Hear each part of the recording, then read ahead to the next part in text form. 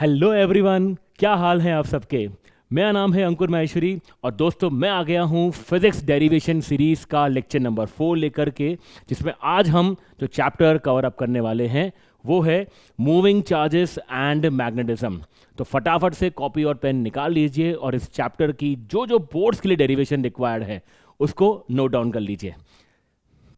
तो दोस्तों इस चैप्टर के अंदर जो डेरिवेशंस हम कवर अप करने वाले हैं, सबसे पहला है magnetic field on the axis of a circular current loop. मान लीजिए कोई करंट की लूप है तो उसकी एक्सिस पे जो मैग्नेटिक फील्ड है उसको डिराइव करने वाले हैं। सेकंड है magnetic field due to a straight infinite current carrying wire. एक करंट कैरिंग वायर से आर परपेंडिकुलर डिस्टेंस पर मैग्नेटिक फील्ड का मैग्नीट्यूड क्या होगा वो अपन निकालने वाले हैं। फिर देखेंगे करंट कैरिंग सॉलिड सिलेंडर के लिए। मान लीजिए कोई सॉलिड सिलेंडर है जिसमें करंट उसके क्रॉस सेक्शनल एरिया में यूनिफॉर्म डिस्ट्रीब्यूटेड है, तो उसके आउटसाइड मैग्नेटिक फील्ड क्या होगी, इनसाइड मैग्नेटिक फील्ड क्या होगी, ग्राफ कैसा बनेगा, वो सारा पॉइंट। फिर नेक्स्ट है सोलेनोइड की मैग्नेटिक फील्ड और लास्ट है किसी करंट कैरिंग लूप को अगर मैग्नेटिक फील्ड में रखा जाए तो उस पर कितना टॉर्क जनरेट होगा। तो चलिए पहली डेरिवेशन शुरू करते हैं जो है magnetic field on the axis of a circular current carrying loop. तो दोस्तों एक लूप है सपोज जिसमें कैपिटल आई करंट फ्लो कर रहा है और मुझे जहां पर मैग्नेटिक फील्ड निकालनी है वो है मेरा पी पॉइंट जो इसके एक्सिस से स्मॉल एक्स दूरी पर है। तो बायोट सावर्ट्स लॉ से बायोट सावर्ट्स लॉ, देखिए बायोट सावर्ट्स लॉ से मैंने क्या करा, इस लूप के टॉप मोस्ट पॉइंट पे एक बड़ा स्मॉल एलिमेंट लिया। वो स्मॉल एलिमेंट है सपोज डीएल। तो बायोट सावर्ट्स लॉ से इस डीएल एलिमेंट की वजह से जो मैग्नेटिक फील्ड बनेगी उसको मैंने नाम दे दिया डीबी। तो ये बन जाएगा mu not I dl vector cross R vector upon 4 pi R cube. ठीक है, सो डीबी वेक्टर ये हमने निकाल दिया यहां पर। ठीक है, अब दोस्तों डायरेक्शन देखिए इसकी। डीएल वेक्टर हमेशा करंट के अलोंग होता है। तो यहां पर जो करंट है वो ऐसे लूप से ऐसे बाहर की ओर आ रहा है इस तरीके से। तो ये रहा आपका डीएल वेक्टर जो इस लूप से ऐसे बाहर की ओर आ रहा है। ये रहा आपका डीएल वेक्टर, ठीक है, और ये रहा आपका आर वेक्टर ऐसे। तो dl cross R, dl vector की तरफ अपने थंब को रखना है, आर वेक्टर की तरफ अपनी चारों फिंगर्स को ले जाना है। तो जिस तरफ पाम फेसिंग होगी वो होगी आपके डीबी वेक्टर की डायरेक्शन। तो देखो यहां पर ट्राई करते हैं। ये रहा आपका डीएल वेक्टर और ये रहा आपका आर वेक्टर।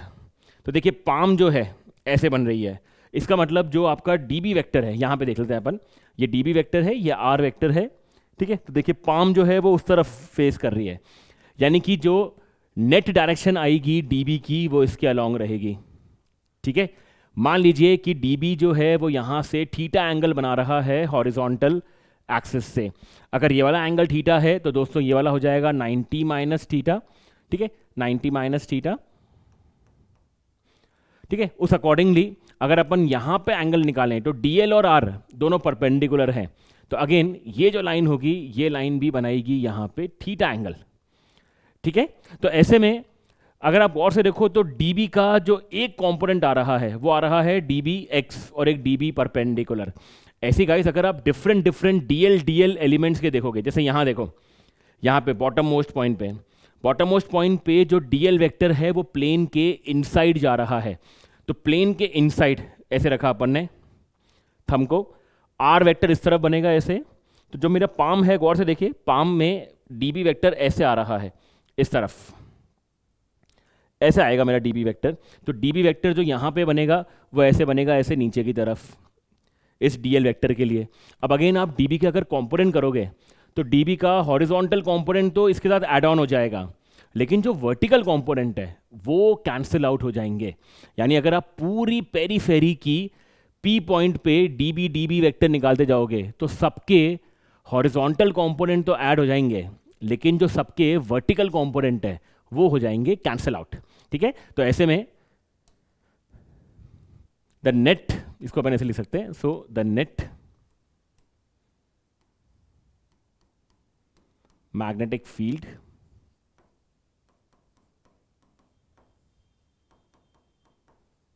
इज, तो dB अगर मुझे लिखना है तो ये हो जाएगा dB cos थीटा, यानी कि सबके कॉस कंपोनेंट जो होते जाएंगे वो ऐड होते जाएंगे।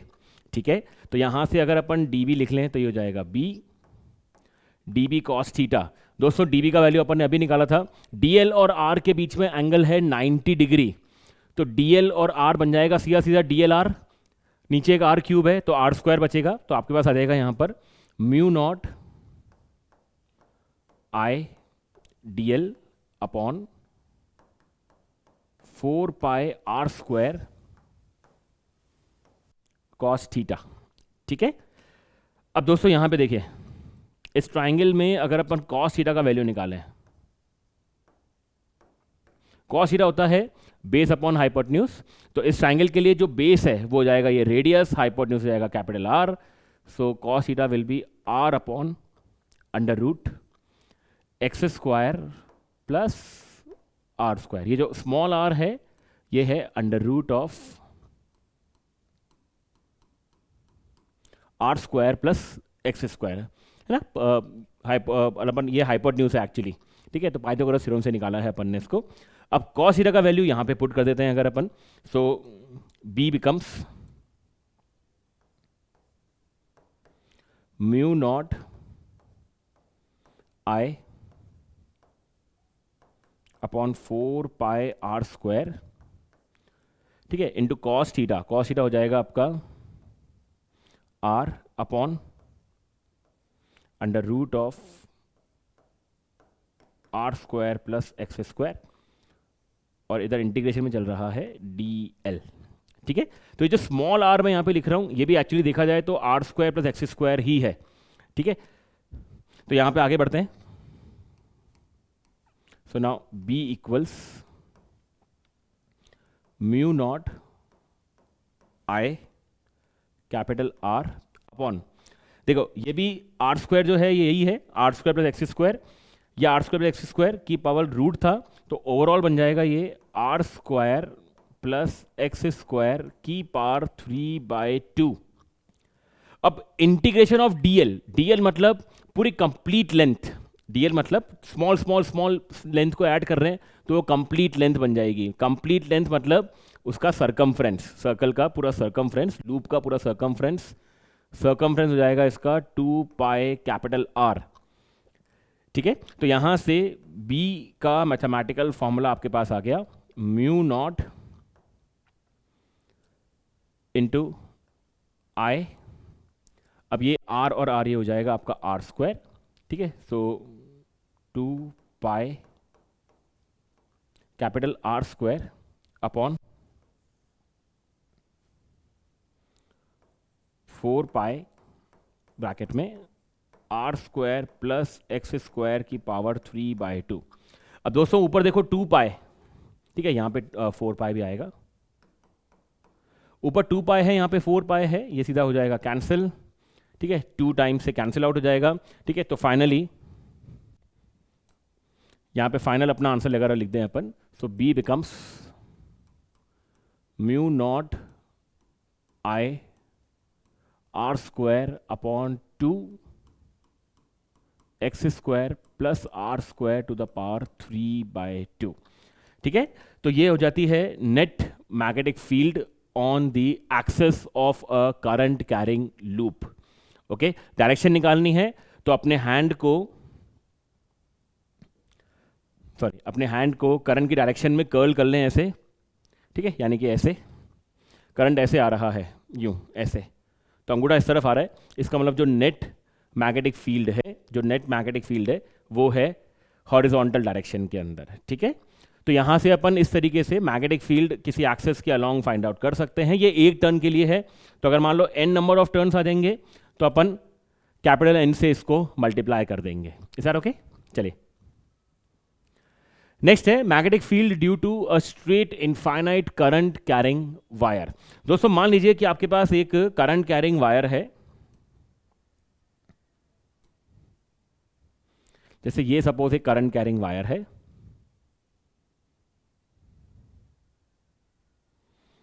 ठीक है, और मान लीजिए इसमें करंट जो है वो इस तरह से फ्लो कर रहा है, स्मॉल आई करंट फ्लो कर रहा है, ठीक है। एक करंट कैरिंग वायर है जिसमें स्मॉल आई करंट फ्लो कर रहा है और ये इनफाइनाइट लेंथ का वायर है। मुझे इससे सपोज इस पी पॉइंट पे जाकर के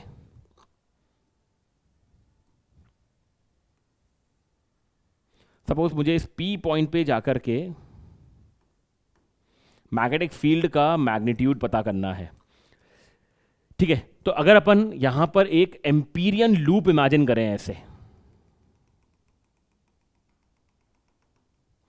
ठीक है, अगर अपन यहां पे जाकर के ऐसे एक एम्पीरियन लूप इमेजिन करें, एक सिलेंडर इमेजिन कर लें ऐसे,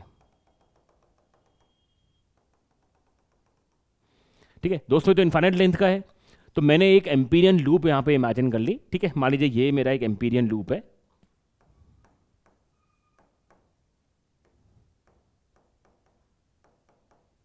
एम्पीरियन लूप।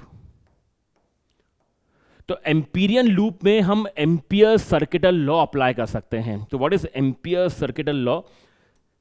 ये होता है integration of B vector dot dl vector is equals to mu not I enclosed, ठीक है। B vector dot dl vector is equals to mu not I enclosed.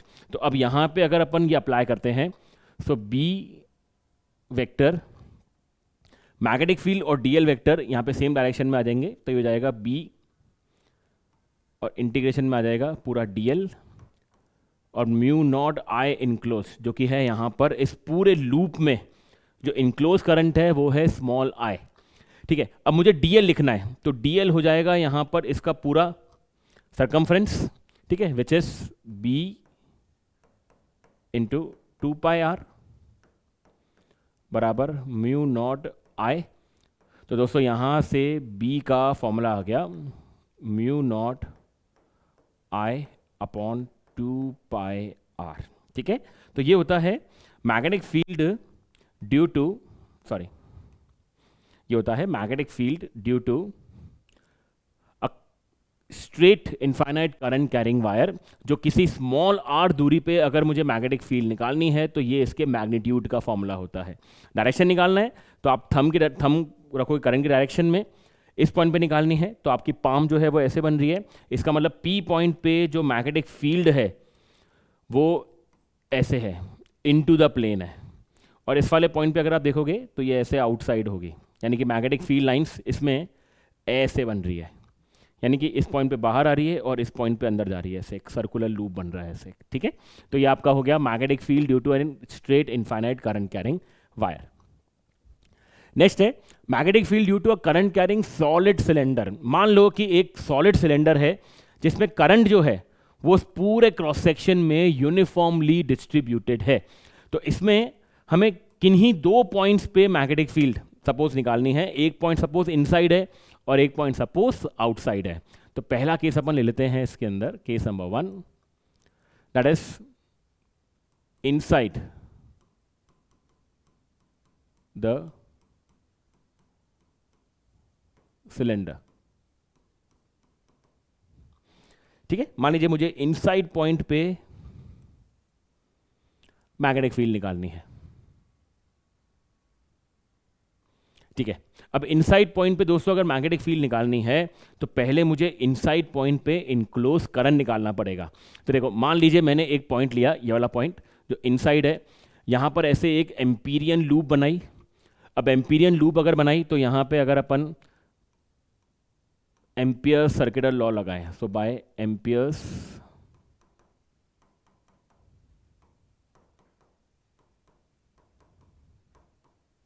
Circuital law, ठीक है। तो ये बन जाएगा आपका बी वेक्टर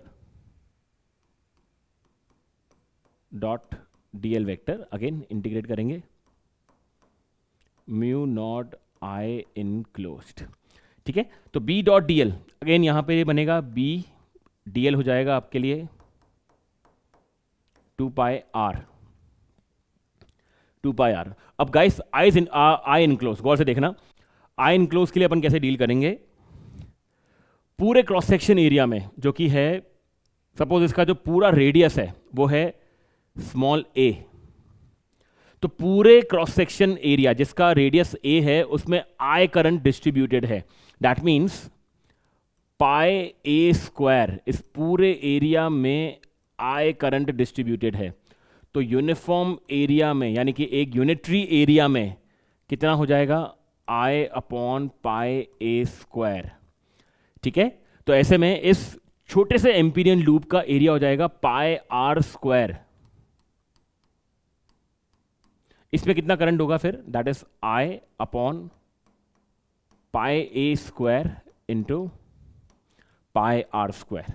ठीक है, पाई ए स्क्वायर में आई करंट है तो यूनिट एरिया में आई अपॉन पाई ए स्क्वायर, तो पाई आर स्क्वायर एरिया में कितना करंट हो जाएगा, I upon pi A square into pi R square. तो दोस्तों पाई से पाई कैंसिल आउट हो जाएगा, तो यहां पर ये जो करंट आया है आपका, this is your I enclosed current.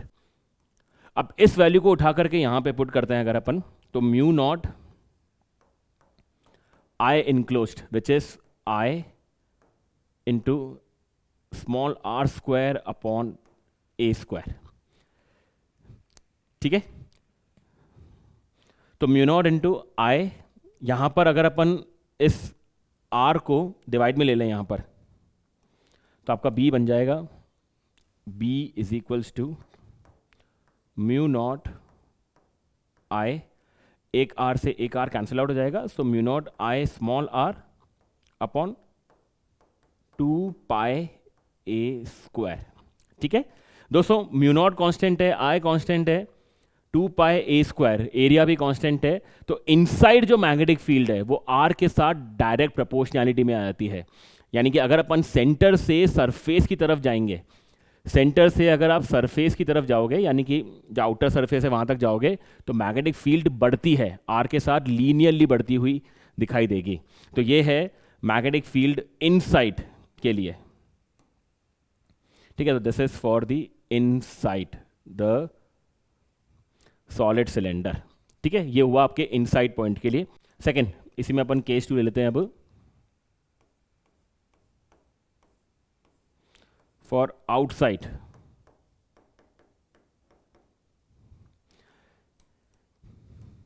अब देखो आउटसाइड पॉइंट के लिए, आउटसाइड पॉइंट के लिए सिंपल सी बात है, अब तो आउटसाइड के लिए तो अब ये पूरा का पूरा लूप ही इसमें आ जाएगा। मान लो ये जो मैंने पी पॉइंट बनाया है ये आउटसाइड है, आउटसाइड के लिए अगर आप एम्पीरियन लूप बनाओगे तो ये पूरे क्रॉस सेक्शन को इंक्लूड कर लेगा।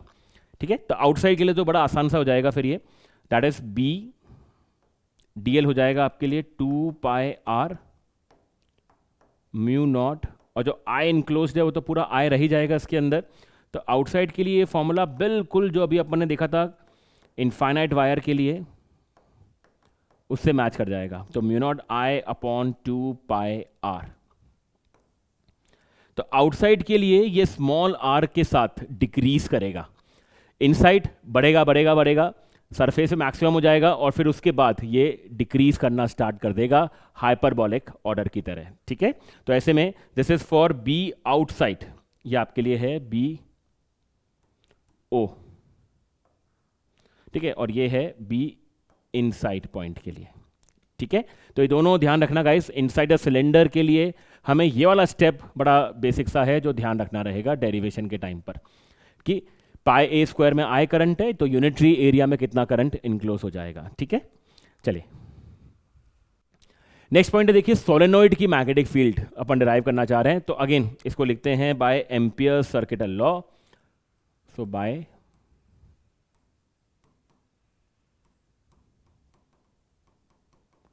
एम्पियर्स लॉ, जो पूरा लूप है वो है A B C D A, है ना, जो पूरा लूप है वो है A B C D A. तो एम्पियर सर्किटल लॉ में हम अगर चाहें तो इसको ऐसे ब्रेक करके लिख सकते हैं, that is B vector dot D L. ठीक है, सबसे पहले ए से बी के लिए फिर नेक्स्ट बी से सी के लिए बी वेक्टर डॉट डीएल, फिर नेक्स्ट सी से डी के लिए B vector dot dl, and last again D से ए के लिए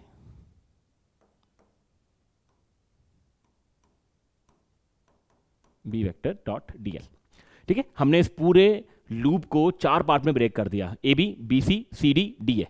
ठीक है, अब अगेन अगर आप यहां पे देखो फॉर बी टू सी के लिए जो डीएल, जो एल वेक्टर है, जो डीएल वेक्टर है वो है बी टू सी के लिए, है ना। जो डीएल वेक्टर है वो इस डायरेक्शन में है, जो डीएल वेक्टर है वो ऐसे D B to C direction में जा रहा है, ऐसे अपवर्ड डायरेक्शन में जा रहा है, ऐसे, है ना। This is your DL vector. और जो मैग्नेटिक फील्ड है दोस्तों, जो मैग्नेटिक फील्ड है वो ऐसे जा रही है इस तरफ। तो बी वेक्टर और डीएल वेक्टर, इन दोनों के बीच में कितना एंगल बन गया? 90 डिग्री। तो 90 डिग्री पे डॉट प्रोडक्ट 0 हो जाता है। ठीक है, तो ये पूरी टर्म तो आपके लिए हो गई 0। अगेन सेम कहानी डी टू ए के लिए भी हो जाएगी, क्योंकि डी टू ए में अगेन मैग्नेटिक फील्ड और डीएल वेक्टर परपेंडिकुलर है, तो ये भी 0 हो गया। अब बात करते हैं सी टू डी के लिए। सी टू डी के लिए तो आउटसाइड पॉइंट हो गया ना, आउटसाइड पे तो मैग्नेटिक फील्ड है ही नहीं, तो आउटसाइड के लिए जब मैग्नेटिक फील्ड ही नहीं है तो बी वेक्टर यहाँ पर होगा नहीं, तो ये भी 0 हो जाएगा। तो ऐसे में आपके पास जो अब net B vector dot D L vector बचा है वो ए टू बी वाला बचा है। ठीक है, तो अगर अपन इसको लिखें यहाँ पर, so B vector dot D L vector from A to B is equals to mu not I enclosed. ठीक है, अब ए टू बी की जो लेंथ है वो मैंने h मानी है। ए टू बी के लिए जो लेंथ है सपोज वो मैंने h मानी है। ठीक है, तो यहां पर अगर मुझे आई इनक्लोज्ड निकालना है, अगर मुझे निकालना है पूरा का पूरा आई इनक्लोज्ड, सो आई इनक्लोज्ड यहां लिख देते हैं इधर, आई इनक्लोज्ड। करंट तो सारे टर्न्स में है ना, करंट तो सारे टर्न्स में फ्लो कर रहा है। मुझे चाहिए कि यार h यानी कि जो h लेंथ है उसमें कितना इनक्लोज्ड करंट रहेगा यहां पर। ठीक है, तो इसको अपन ऐसे लिख सकते हैं, कैपिटल N अपॉन L, ये तो आपका नंबर ऑफ टर्न्स है पर यूनिट लेंथ, और मुझे कितने नंबर ऑफ टर्न्स में निकालना है, मुझे h जो लेंथ है उसमें कितना इनक्लोज करंट है वो निकालना है। ठीक है, तो मैंने आई इनक्लोज ऐसे लिखा, N upon L into H into small I. ये क्या मतलब है दोस्तों N upon L into H का? N अपॉन L तो है total number of turns upon total length. मुझे चाहिए कि H लेंथ में कितना इनक्लोज करंट है, तो total number of turns upon total length into small h, ये हो गया कि इतने नंबर ऑफ, मतलब इस लेंथ में h में इतने नंबर ऑफ टर्न्स हैं, और सपोज I करंट फ्लो कर रहा है इसमें, तो स्मॉल I करंट हो जाएगा। ठीक है, अब इस वैल्यू को अगर अपन यहां पे सब्स्टिट्यूट करें, ठीक है, सो ये हो जाएगा आपका B और DL हो जाएगा H के बराबर म्यू नॉट I इनक्लोज, तो I इनक्लोज हो जाएगा N by L into H into I।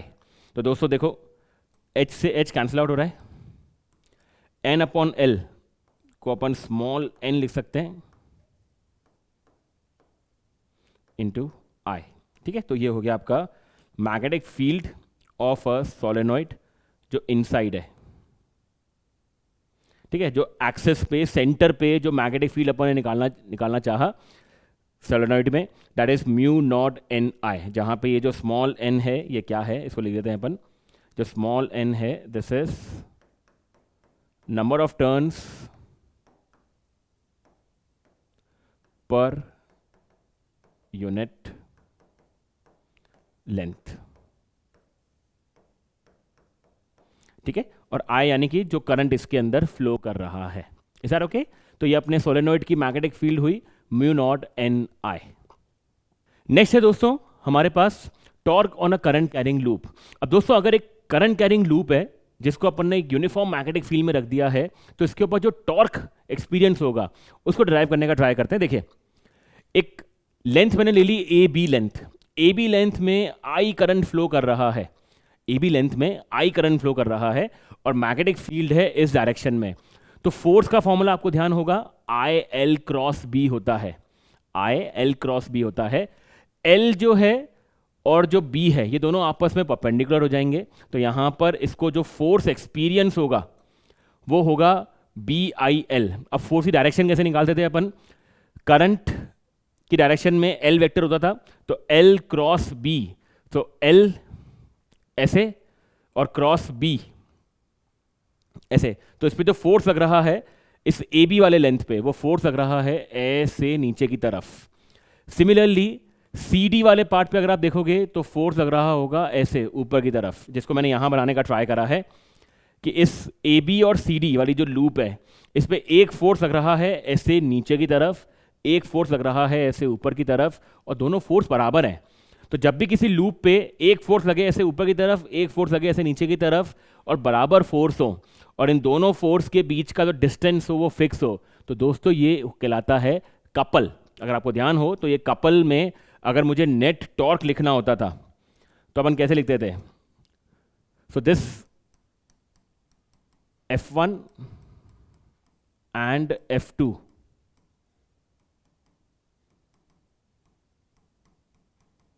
generates a couple। ठीक है, तो ऐसे में कपल के लिए अगर अपन को टॉर्क लिखना होता था तो अपन कैसे लिखते थे, torque is equals to R perpendicular into F. उन दोनों फोर्सेस की लाइन ऑफ एक्शन के बीच का परपेंडिकुलर डिस्टेंस जो यहां पर कितना है a/2 और a/2 कितना हो गया मिलाकर के ये हो जाएगा आई थिंक a। ठीक है, और जो उसकी लेंथ है वो है b, तो अगर अपन इसको ऐसे लिखते हैं यहां पर, so torque will be R perpendicular a/2 और a/2 मिलाकर के हो जाएगा a, और फोर्स का फॉर्मूला है BIL।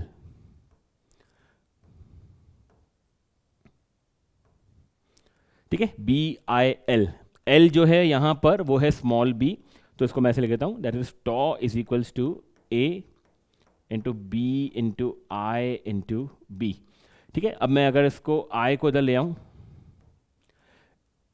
A और B को एक साथ लिख दें और B को इधर लिख दें, तो दोस्तों A इंटू बी, A जो है वो उसकी लेंथ है, B जो है वो B जो है उसकी लेंथ है, A जो है वो उसकी विड्थ है, तो लेंथ इंटू ब्रेथ क्या कहलाता है, एरिया कहलाता है। तो यहां पर ये A इंटू बी हो जाएगा एरिया, तो टॉर्क का फॉर्मूला आ गया आपके पास I into A into B.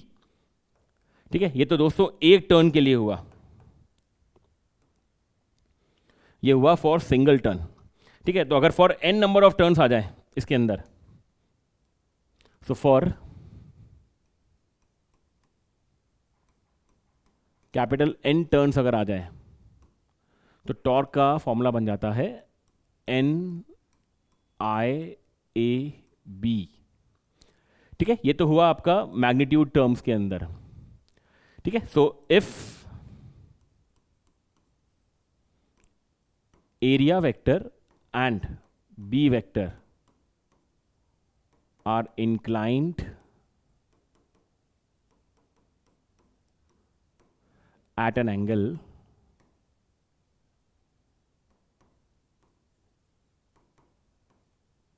Theta.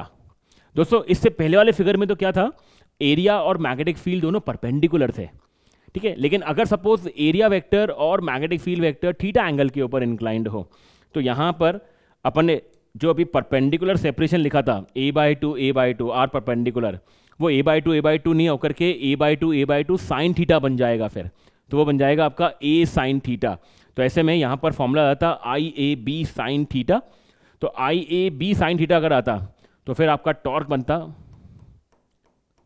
NIAB sine theta, जिसको अपन वेक्टर फॉर्म में लिख पाते, tau vector is equals to NI bracket A vector cross B vector. ठीक है, तो ये होता है torque on a current carrying loop when placed in a uniform magnetic field. इसमें दोस्तों ये जो NIA होता है this n into I into A, ये कहलाता है मैग्नेटिक मोमेंट, इसको m वेक्टर कहते हैं। तो यहां से टॉर्क को अपन चाहें तो ऐसे भी लिख सकते हैं। So tau is equals to tau vector is equals to m vector cross b vector. ठीक है, m यानी कि magnetic moment.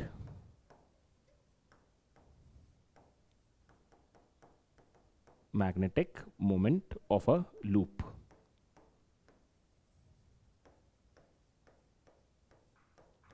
Is that okay?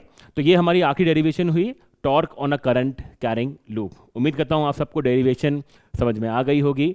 इस लेक्चर का पीडीएफ आपको डिस्क्रिप्शन बॉक्स के अंदर दोस्तों मिल जाएगा। मिलते हैं नेक्स्ट लेक्चर के अंदर। Thank you.